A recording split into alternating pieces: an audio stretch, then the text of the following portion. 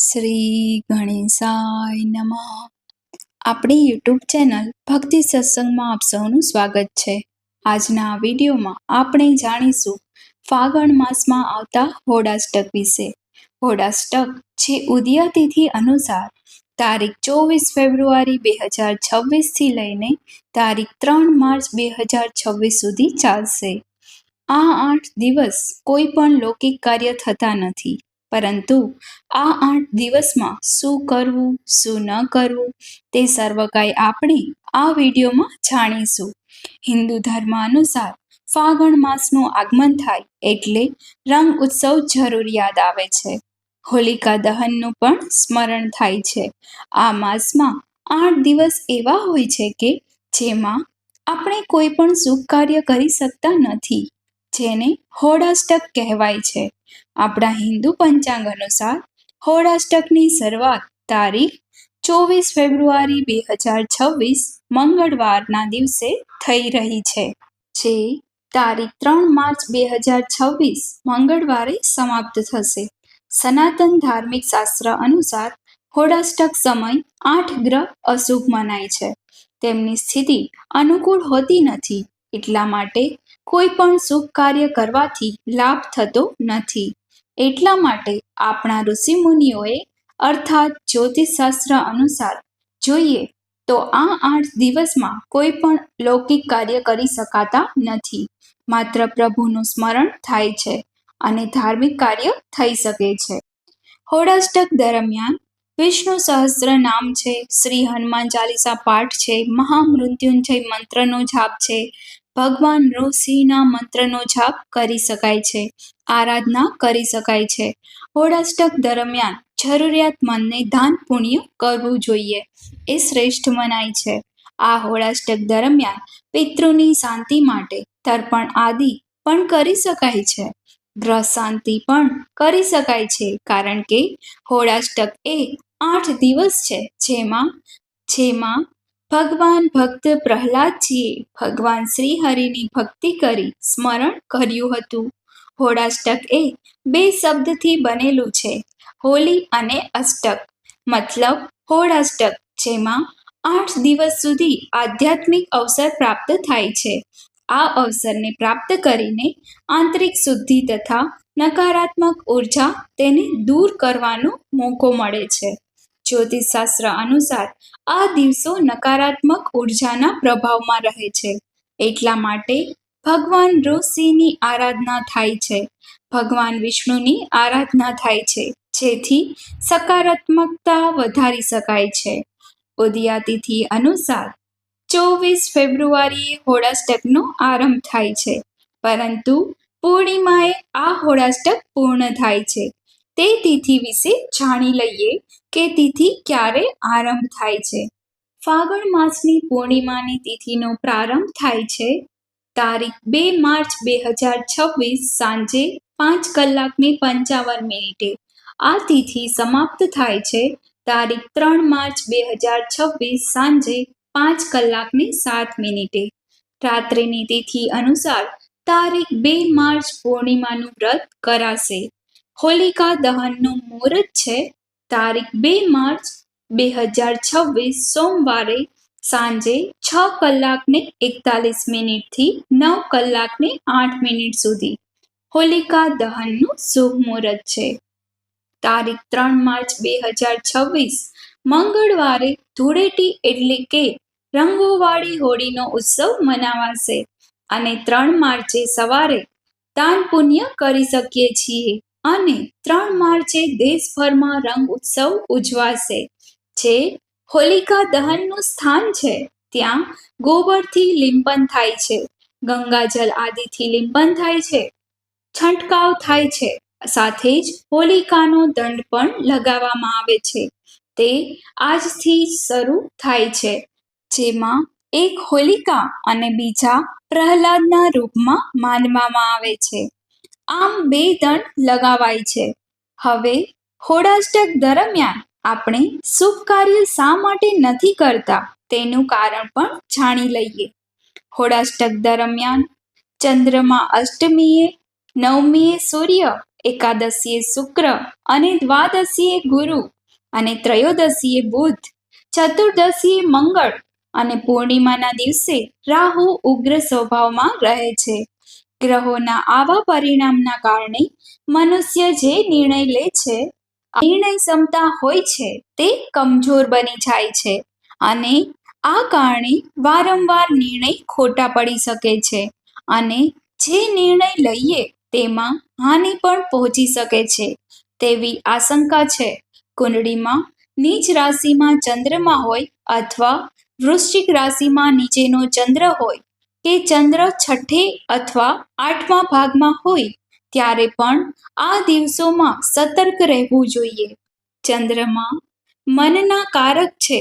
મન જો ચંચળ રહે, મન જો અસ્તવ્યસ્ત રહે તો મનુષ્ય સારી રીતે યોગ્ય રીતે નિર્ણય લેવામાં અસમર્થ રહે છે, સમર્થ રહેતો નથી. હવે આપણે જાણી લઈએ કે હોળાષ્ટક દરમિયાન શું કરવામાં આવે છે. હોળાષ્ટક આરંભ થાય એટલે બે દંડને સ્થાપિત કરાય છે. ત્યારબાદ હોલિકાની જે પ્રતીકરૂપ અને બીજા પ્રહલાદના પ્રતીકરૂપે જે બે દંડ છે તેને સ્થાપવામાં આવે છે. હોલિકાના પૂર્વ 8 દિવસ પહેલા દાહ કર્મની તૈયારી કરવામાં આવે છે અને કહેવાય છે કે આ હોળાષ્ટક દરમિયાન પ્રહલાદજી કે જે હિરણ્યકશ્યપ અને કયાધુના પુત્ર હતા તે પરમ ભક્ત નારાયણના હતા, પરંતુ હિરણ્યકશ્યપ કે જે નારાયણને જ પોતાના શત્રુ માનતા હતા, તેથી પુત્ર જો શત્રુની ભક્તિ કરે તે કોઈ પિતા કેવી રીતે સાખી શકે? એટલા માટે હિરણ્યકશ્યપે પ્રહલાદને ઘણા સમજાવ્યા, પરંતુ પ્રહલાદ તો માનતા નથી, કારણ કે તેને પ્રભુ ઉપર અતૂટ વિશ્વાસ હતો કે પ્રભુની ભક્તિ કરવાથી જ આ ભવના બંધનમાંથી મુક્તિ પ્રાપ્ત કરી શકાય છે. માટે તેઓ શ્રીહરિ નારાયણના પરમ ભક્ત બન્યા.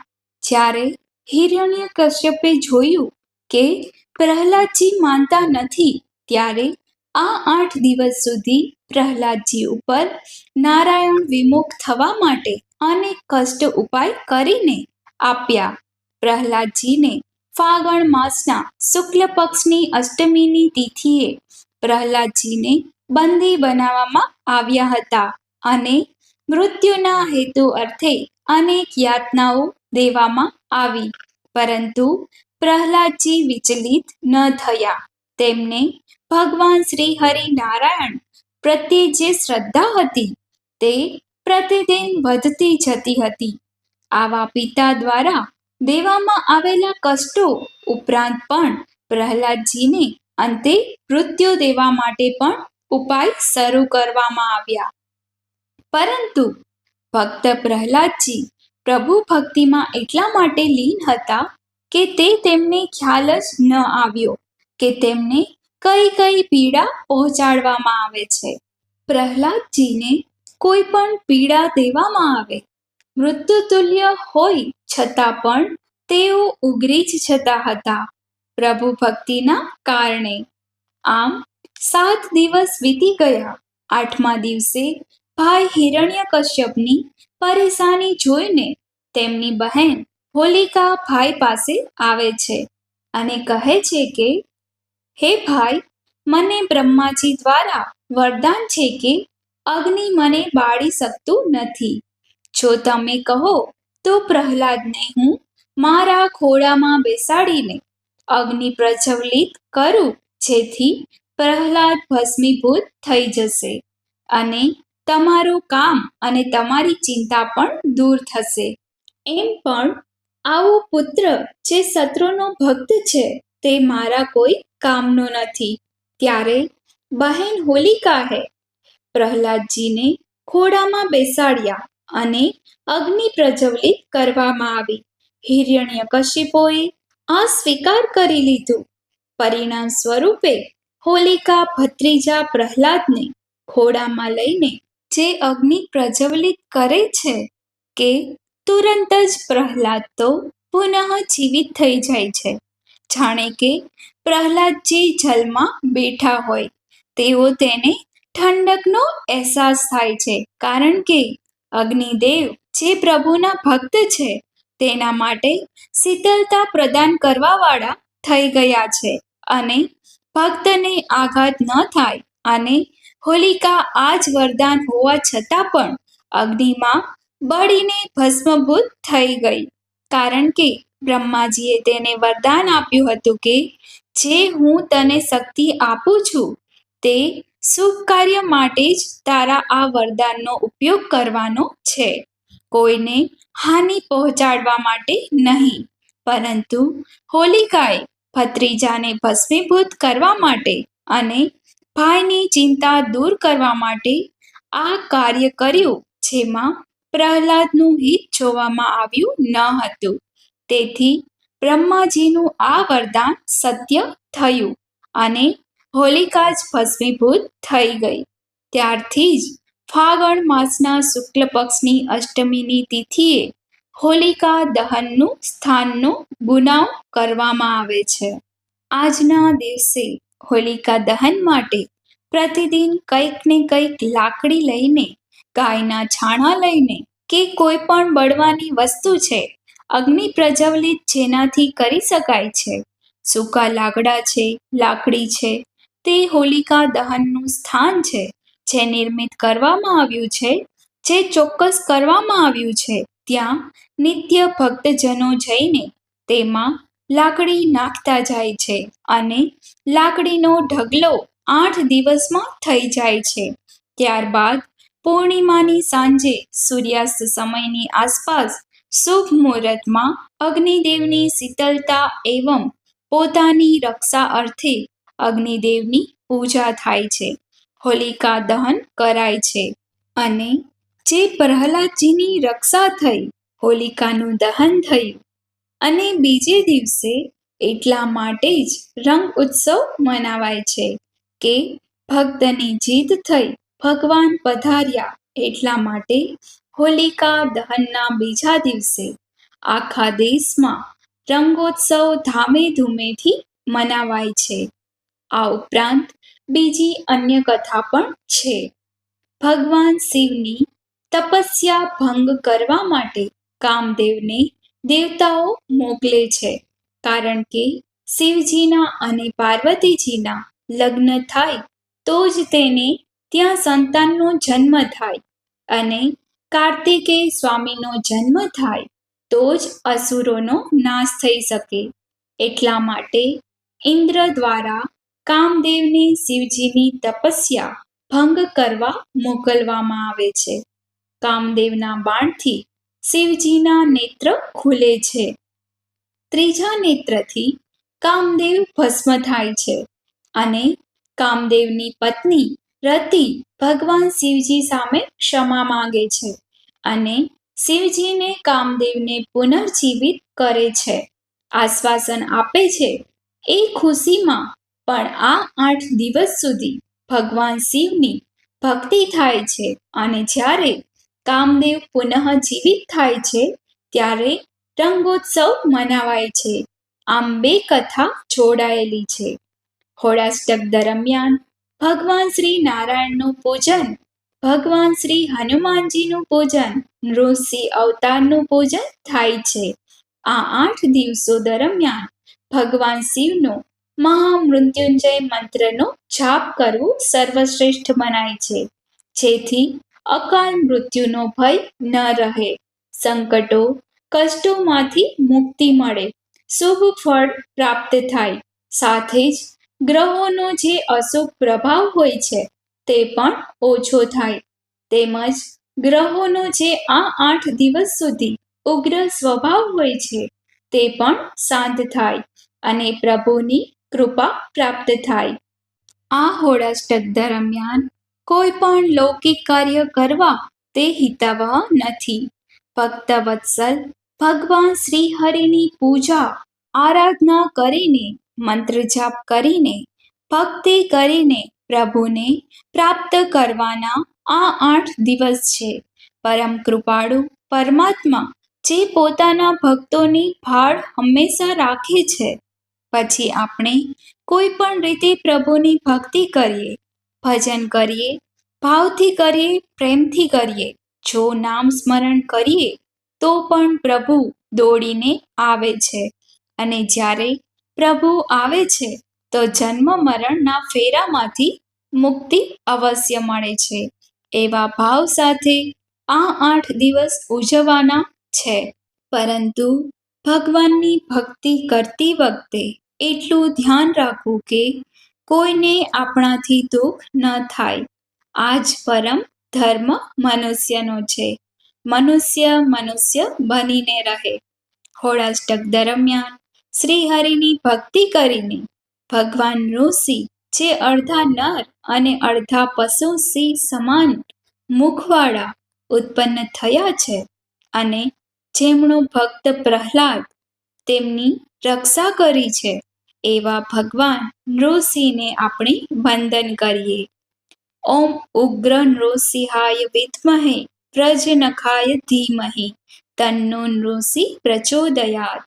હવે આપણે જાણીશું ચંદ્રગ્રહણની માહિતી. આ ફાગણ માસની પૂર્ણિમાના દિવસે ચંદ્રગ્રહણ જે લાગવા જઈ રહ્યું છે તે ચંદ્રગ્રહણની માહિતી જાણીએ. ચંદ્રગ્રહણ તારીખ 3 માર્ચ 2026ના દિવસે બપોરે 3:20 શરૂ થશે અને સાંજે 6:47 સમાપ્ત થશે. ચંદ્રગ્રહણની અવધિ 3:27 રહેશે. આ ચંદ્રગ્રહણ ભારતમાં દેખાવાનું છે, આથી સૂતક કાળ માન્ય રખાશે. ચંદ્રગ્રહણમાં 9 કલાક પહેલા સૂતક કાળ લાગશે, જે વહેલી સવારે 6:20 પ્રારંભ થઈ જશે. આ સમય દરમિયાન ઈષ્ટદેવની આરાધના અને પૂજાપાઠ કરવાથી 1000 ગણું પુણ્ય પ્રાપ્ત થાય છે. આ ચંદ્રગ્રહણ પૂર્વ ફાલ્ગુની નક્ષત્ર અને સિંહ રાશિમાં પડવા જઈ રહ્યું છે. ચંદ્રગ્રહણ દરમિયાન ઘરના મંદિરમાં પડદો કરી દેવું. ચંદ્રગ્રહણ પૂર્ણ થાય પછી સ્નાન કરીને આખા ઘરની સફાઈ કરીને ઘરના મંદિરમાં ધૂપ દીપ આદિ કરવા શુભ મનાય છે. ચંદ્રગ્રહણ ભારતમાં દેખાવાનું છે, આથી ગર્ભવતી મહિલાઓએ ધ્યાન રાખે કે પોતાના ખ્યાલ રાખે. ચાકુ, છરી કે પછી કાતર તેવી નોખલી વસ્તુથી દૂર રહે. ખાવા પીવામાં તુલસી દળ પધરાવે અથવા તો દાબ ઘાસનો ઉપયોગ કરે, જેથી તે ભોજન ચંદ્રગ્રહણ પછી પણ કરી શકાય છે. આમ આજના આ વિડીયોમાં આપણે હોળાષ્ટકમાં શું કરવું જોઈએ અને આ હોળાષ્ટકમાં ચંદ્રગ્રહણ લાગવા જઈ રહ્યું છે તેમાં શું વસ્તુની ધ્યાન રાખવી જોઈએ તેની માહિતી મેળવી. જો તમને આ વિડીયો પસંદ આવે તો અમારી ચેનલને લાઈક કરજો, શેર કરજો અને સબસ્ક્રાઈબ કરજો, જેથી આવનારા નવા વિડીયોની માહિતી આપ સુધી તુરંત પહોંચી શકે. બોલો ભક્ત વત્સલ ભગવાન નૃસિંહની જય. આપ સર્વને હોળીના પવિત્ર પર્વની હાર્દિક શુભકામના. જય માતાજી, જય શ્રી કૃષ્ણ.